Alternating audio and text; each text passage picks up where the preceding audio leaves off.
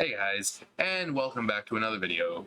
We're going to be watching another Battington video. The last time we watched one of his videos was the Pirate Cove pre-show, and we watched it because I love Foxy. You know, of all the characters that Scott has created, I think the original Foxy is still by far my favorite. Um, close to, close second would be Mangle. Um, and then probably the puppet, and then probably Golden Freddy. There's just something about Golden Freddy. He's just so mysterious. He doesn't really, he just pops up like, it's me. He doesn't really do much, but he's still a really cool character.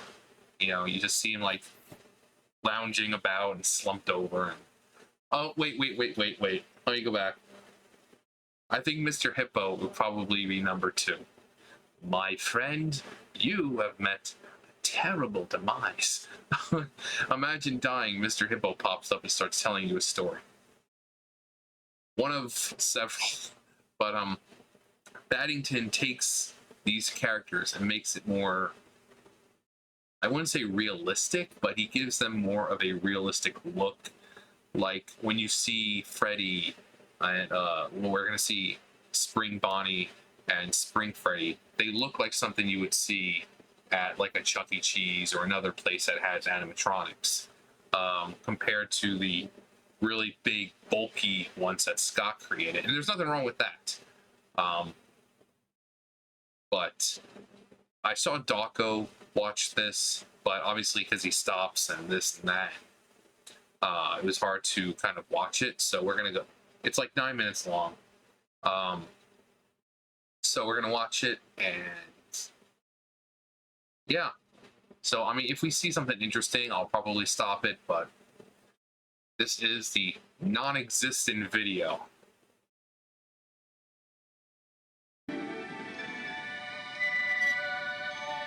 Hello, new Fredbear employee, and welcome to the Mascot Costume Assembly Training Tape. There are 2 types of suits, Fredbear and Bonnie Bun. These suits double as both animatronic suits and wearable costumes for performers. This method is both cost-efficient and eliminates any differences in appearance as to not break the immersion. The wearable costumes will only be used when an animatronic is in repair.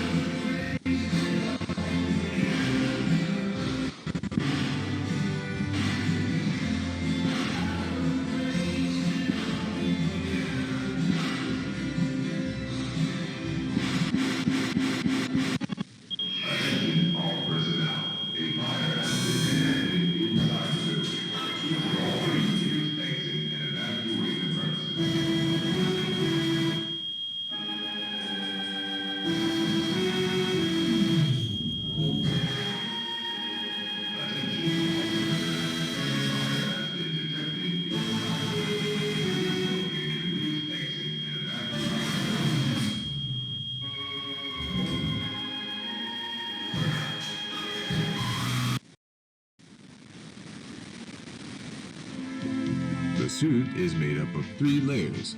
The first layer is a fabric costume that we normally see. The second layer is a fiberglass shell that forms the structure of the character. The third layer is an exoskeleton. This layer is the closest to your body when being worn. It will help support all the weight of the heavy components, and is responsible for holding all the spring locks. Okay, I had to stop it there because I mean, imagine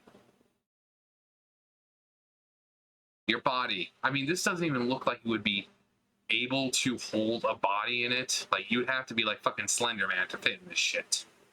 I mean, that's why I understand why maybe the FNAF ones are a little bit bulkier, because they're, some of them are meant to have people inside of them. But this doesn't look like it could hold anyone. This looks way too dangerous. Now maybe when it, things can stretch out because it's springs and, mechanical type things, maybe it kind of can fit the person. So when you put it in, maybe like stretches a little bit, because if you notice, like with the, I think these are like the spring locks right there, it looks like they can kind of compress and decompress and stuff like that. So maybe when you go inside of it, it kind of, I mean, it can only go so far. And probably the farther it gets, the more dangerous it is. So they probably have skinny people going inside those. But imagine trying to stuff your, like me. I couldn't imagine me trying to stuff my fat ass into one of those. And we see, like, this is, I think, one of the arms. So your arm, look, we got the springs right there. You have like a tube, and it looks, like I say, it looks like they kind of, but you like fit it in. It's like a sleeve. Just fit it in. Your hand comes out through here. You put the cloth hands back on, but you can see all these springs. These little, you know, it's crazy. My fat ass could never do that. Holding all the spring locks. Spring locks are the locks that hold all the springs used to attach to the animatronic. This ensures that the suit does not fall off while the animatronic is performing. However, these springs can be very dangerous if the suit is not prepped carefully. Now, let's begin the training. To prep the costume into suit mode, we shall start by winding up all the spring locks with a hand crank. Insert the hand crank into the lock sockets located behind the animatronic. There are 10 lock sockets in total, 2 on each limb, 1 on the back of the body, and 1 behind the head. Next, remove the gloves and feet.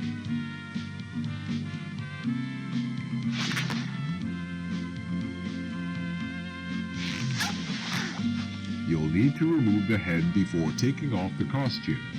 Simply remove the head as well as the fiberglass structure underneath. Then peel off the fabric costume. Once removed, you'll need to detach the fiberglass shell from the exoskeleton.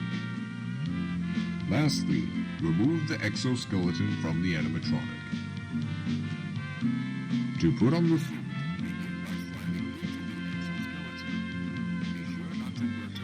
the spring locks too much.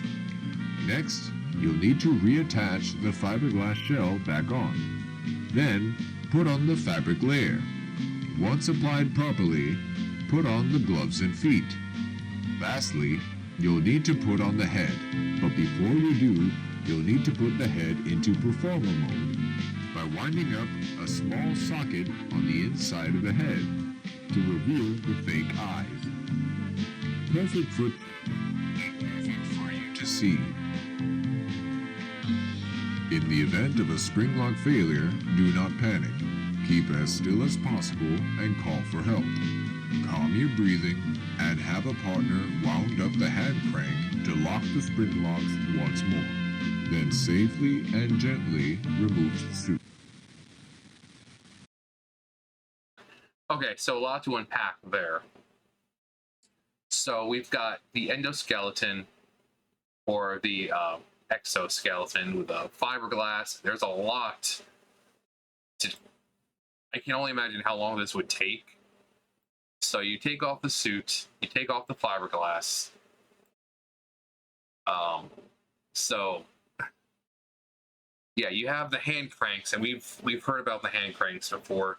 So yeah, you stick them in and you just kind of crank it, and it the spring locks will slowly, start to, move away, so that way you can slip your body inside, as you can see here. Normally these are like the springs right here. Normally they would be, but when it's used in costume mode, you crank those and they just slowly retract. That way you can get your arm through. But they're all very, very, very, very sharp, which is why they keep saying, don't brush against them, don't get it wet, don't do this, because they're extremely dangerous. In fact, we know how dangerous they can be because we've seen someone, destroyed by one of them. But I would assume this is a two-person job, because once you're in the suit itself and you kind of like, all this metal around you, And if they're saying, "Oh, don't press against the springs too much," I assume someone is going to help you have to help you put the fiberglass back on and the suit back on, because you're not gonna, you're gonna be kind of like walking around. You can you'll be able to move. Like you can see the joints right here. It's just wires and stuff, so that gives you a little more flexibility. But trying to and right here in the stomach area, because you'll have to bend over. But I imagine this is probably a two-person job. So you're gonna have whoever's in the suit and an employee, getting it on or helping you get it on. They give you just enough mobility with those wires, but I mean it's like any kind of clothes, jeans or something. You can move, but then when you find you have to bend over something, it's not as easy it seems, especially if you have to constantly keep doing it. And then you put the hands and everything back on. You can see how much bigger the hands are compared to the human hands. So, these things are pretty big. I mean, look how fucking massive those things are. And then you've got the little lock in there in the eyes to replace the animatronic eyes with those plasticky ones that you can see out of. So I'm guessing you crank it, and then but what they show, the animatronic eyes will be kind of rolled up, because obviously the headpiece is really large. So those can probably, the fake eyes, which are the actual ball or orb-like eyes, they can roll up and be sat somewhere in the helmet or hood or whatever, the mask, whatever you want to call it, and kind of sit there comfortably. I mean, it might be on top of your head, but it'll sit there comfortably while the other eyes are in place. You have these fake, or not fake, but plasticky looking eyes. So as for this, I mean, in the event of a spring lock failure, I mean, a lot of this stuff is kind of helpful. Like, don't panic. Yeah, you're going to be impaled, but the more you panic, the more you move around, the more blood you're going to lose. Obviously, call for help. That's calm your breathing. They say the same thing when you're losing blood. Breathe. Trying to slow your. Have a coworker wind up the spring locks. Now, I don't think that would be a very safe idea unless everyone's trained how to carefully and safely do that while it's impaling someone, and then carefully remove the suit. I'm assuming call for help means, call 911, unless they don't want 911 involved. But I mean, this is all basic stuff as well. I mean, they do tell you, if in an event of emergency, don't panic. If you're bleeding, don't talk a lot. Don't, try to slow your breathing, because you'll just bleed out faster. Because what's happening, your heart is pumping faster. So it's just circulating more blood, allowing more blood to escape. So just remove, calm yourself, or at least try to. I'm sure at that point you will get some kind of help. I mean, if it's just in the body, and depending how far they go, I mean, if a human can survive having their torso blown apart, from torso down, I'm pretty sure someone could survive this, with, acting fast enough. But, anyways, on we go. Safely and gently remove the suit.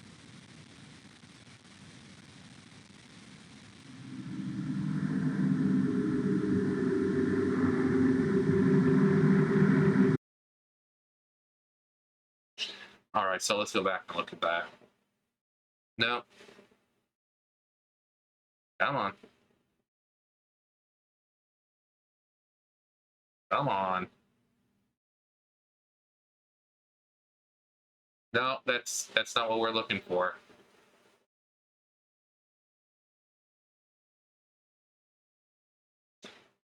All right, so we'll go from there. Remove the suit.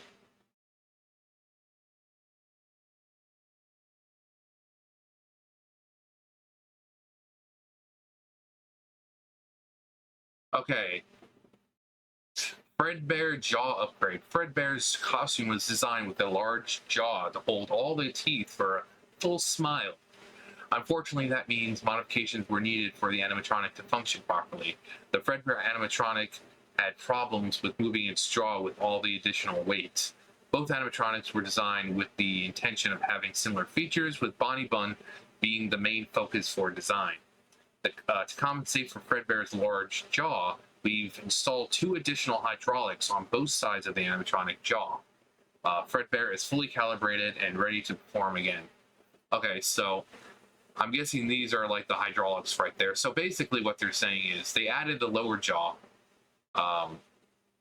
and the jaw that they add is so big, especially with the teeth, that it's not functioning the way it should because of all the extra weight. So they added hydraulics, so that gives it a little more oomph, a bit more power, and it's easier to, like that. So, but like I said, that gives it more power. Like, oh, I don't know, chomp.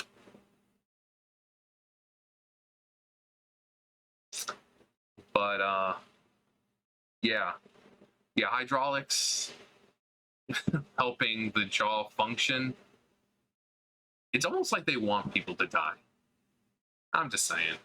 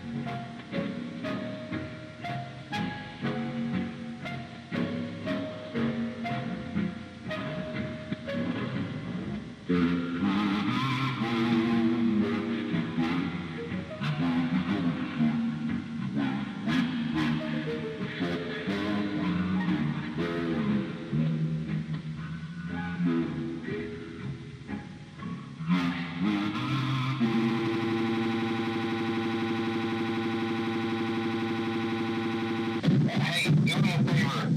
Maybe somehow you could check inside those suits in the back room.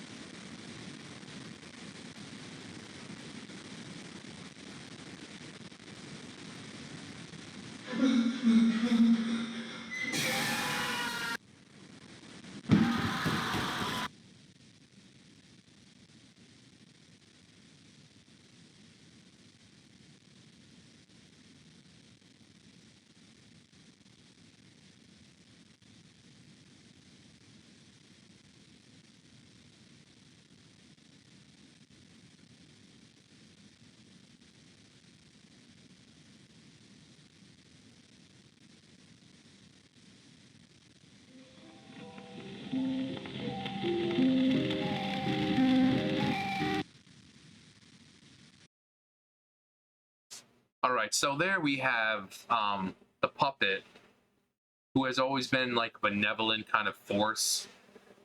The puppet is obviously possessed, and one of the more powerful animatronics. The puppet doesn't follow really the same logic and rules as the rest of the animatronics. They can, even Phone Guy tells you, it's like, I never liked that puppet thing. It's always thinking, and it can go anywhere. Because the puppet is more supernatural in nature compared to the others, especially in FNAF 2. So you have the 2 supernatural ones. You have the puppet, and then you have Golden Freddy. But so, like I said, it's always been. I mean, the puppet was also, remember, if you remember the mini game, give gifts, give life. So the puppet's always been like this benevolent force that's been looking after everyone, essentially. So here he's talking to, I think, Michael Afton, because he says, you know, it's about your father. We know William Afton is his father, and I think we see good old wee Willie over here in the springlock suit. This is when he dies. Because again, we know what happens with those springlock suits. Him and all his ego and cockiness thought that by getting into this suit he was safe from the 5 very angry spirits, and he didn't notice water dripping, how the place was run down in shambles, the ceiling was bad, there was water dripping, and there's some moisture. I'm sure he was sweating as well. So that moisture activated those spring locks, and he was impaled. We saw the aftermath, or not really aftermath, but we saw that in little, you know, Atari-style game. We've also seen a lot of images of him against the wall, like twitching and stuff like that. We know full well what happens when the spring lock suit fails. But here we have, it looks like Michael and the puppet having conversation. Well, not a conversation. The puppet's talking to Michael. And it looks almost like he's still out there. Do you want to find him? I'll show you. Fazbear Frights. I really like that logo. That's really cool. It's like a very old style. Like, it looks very 80s, 90s, and it's like something you would see in like an amusement park for like a, you know, fright house kind of thing. That's really, I really like that design. But so it looks like we have the puppet saying, hey, you want revenge on your dad and to do, you know, destroy him? I can help you. In fact, I've been going after that guy for ages now.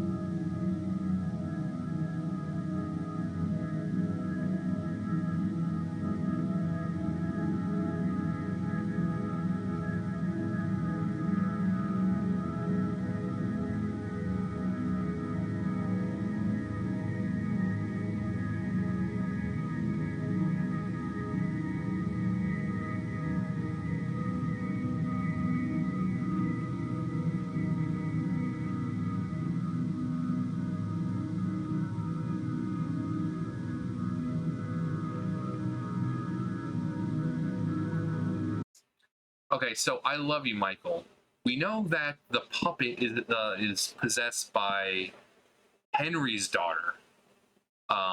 So I don't know why they'd be saying, unless they knew each other, obviously, because Henry and William worked together. So one would assume their kids would have played together. But it's also, like I said, the puppet is very benevolent. It's the loving, you know, motherly figure, essentially. That is until Ballora comes along, and then Ballora is seen like this mother figure because it's, you know, fully like a woman, probably based on Afton's possible wife. Obviously, we know he has kids, so we know he's gotten down before. And he probably did have a wife. Most likely it was his wife that he based it on. But the puppet, I mean, the puppet could just be saying, I love you, Michael. Because the puppet loves all its, animatronic spirit children. And the puppet knows what Michael's been doing, going around to all the locations and trying to destroy what his dad's been doing. Trying to release these kids and stuff like that. So, just because the puppet isn't actually related to Michael, I think, they still appreciate what Michael's doing. That's why they're helping. They have the same goal. And like I said, the puppet's like the motherly figure, because since we know it is inhabited by Henry's daughter, just seems like it's got that maternal instinct and wanting to protect itself and protect others. So. Well, folks, it's been a real pleasure having you here tonight.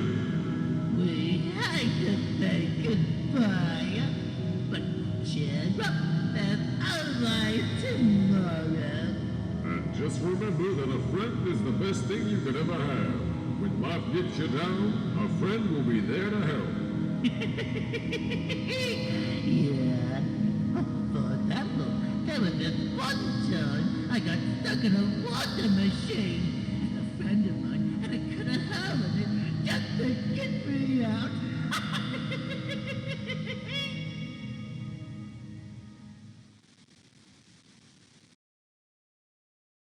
And that's the end with Freddy and Bonnie. Somehow Bonnie got locked, stuck in a washing machine. But I do love, like I said, it looks, the way they're built and everything looks more realistic. Like, this looks very realistic and something you would see in some, maybe a small town that's trying to build a name for itself. Like, oh, look at all the, the animatronics we have here. People come from all over the country just to see these animatronics. So I think that's a really cool look. I love the neon going around. Gives it a very 80s style, because in the 80s, there was a lot of neon. But, I mean, you just look at them and they look old. Like they've been around a while. But, it ends on a very kind of like nice ending. Nothing scary, nothing, just Freddy and Bonnie on stage, unless there's, people inside them right now. But, let's go back. So we see the kid. And then we see, this. Sweet dreams. And then we see Freddy, with blood around his mouth, making us think that maybe this is the bite victim. And then obviously he says, I bit someone. I bit someone. Almost like he didn't want to, but it's just. But so this is the whole bite victim thing. And then we have this really cool thing of, like the original one, we got the fan. So FNAF 1, you have, what is it, Night 5 with the phone guy. And Night 5, phone guy dies. You hear him in his recording, or he dies before that. Obviously, you're hearing it afterwards because it's a recording. But as he's recording, you can hear, boom, boom, boom on the doors. And, like, around the end, you can hear, what is it, Chica's wheezing, like she does that kind of sound. And then you hear Golden Freddy, that kind of thing that he does. And phone guy dies. Which I always thought was weird, because he obviously had a handle on it because he had worked there for a while. So why, of all nights, why did they suddenly go after him so viciously on that night? Like, who was the phone guy? And the fact that Golden Freddy got involved is even more mysterious. Like, when you play the game, Golden Freddy is one of those things that rarely happens. very seldom will it actually happen to you during gameplay. Some people have like, yeah, I played this game like 4 or 5 times and I've not once gotten Golden Freddy. You know, Golden Freddy kind of messes with the game a little bit. He'll pop up, you know, it's me, and then I think your game crashes. Unless they change, you know, fix it to where it doesn't crash the game. But yeah, phone guy gets killed. You hear the banging. You hear him say, you know, check the suits. You know, he's always wondering what was in those empty suits, knowing that he's probably going to be stuffed in one of them. So by hearing that, you'll be like, wait a minute. Maybe I should check the suits, because he even says something about holding out for as long as he can. It may not be so bad. So he knows he's about to die. And he's like, hey, can you check those suits back there? I was always wondering what was inside those empty heads. Yeah, I'm going to try to hold out for as long as possible. Maybe it won't be so bad. Knowing that he's going to be stuffed inside and thinking he might have a chance of survival. But yeah, I love Golden Freddy as a character. Freddy ripped apart with a smile. And these were the other little movies. Foxy meets with the Happy Man, or William Afton. Stop mucking around. Anyway, I love that one. I love Foxy. I really do. He is my number one. And then Mr. Hippo. And then the Mangle. The Mangle in all its genderless glory. It's like, Mangle's a male. No, it's a female. And then in one game, it'll say that it's male, but then it's like, oh yeah, it's female. It's like, what is Mangle? Is it a boy? Is it a girl? What? John, it's 2022. Mangle can be whatever the fuck it wants to be.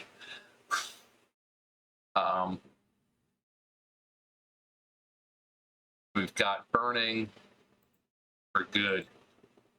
And then some comforting words of the puppet, who, like I said, is like a motherly figure. Despite that there's a small girl in there, she obviously has some sense of, you know, love and maternal, despite her being a child. I mean, one of the first things she does was give gifts, give life, and she brought back the other children. So, I mean, Henry even acknowledges that in the FNAF 6 ending, that, you know, he knew his daughter wouldn't disappear, and, you know, that she's been caring for everyone for so long. I also like the little frills around that they gave her. I really like that for the puppet. The puppet. But yeah, that was Non-Existent Video. I really liked it. It was nice. Except for this. I already don't like kids. But then when you have freaking creepy kids, you know, creepy kids. This should just be the thumbnail. Be like, actually reminds me of something else, but not gonna go into that. If you guys are men of culture, you'll know exactly what I'm talking about. Oh god. It also looks like there was little hearts around it at first, like, happy child, evil child, I'm dead. Anyways, that's gonna do it for me. Sweet dreams, everyone. Bye.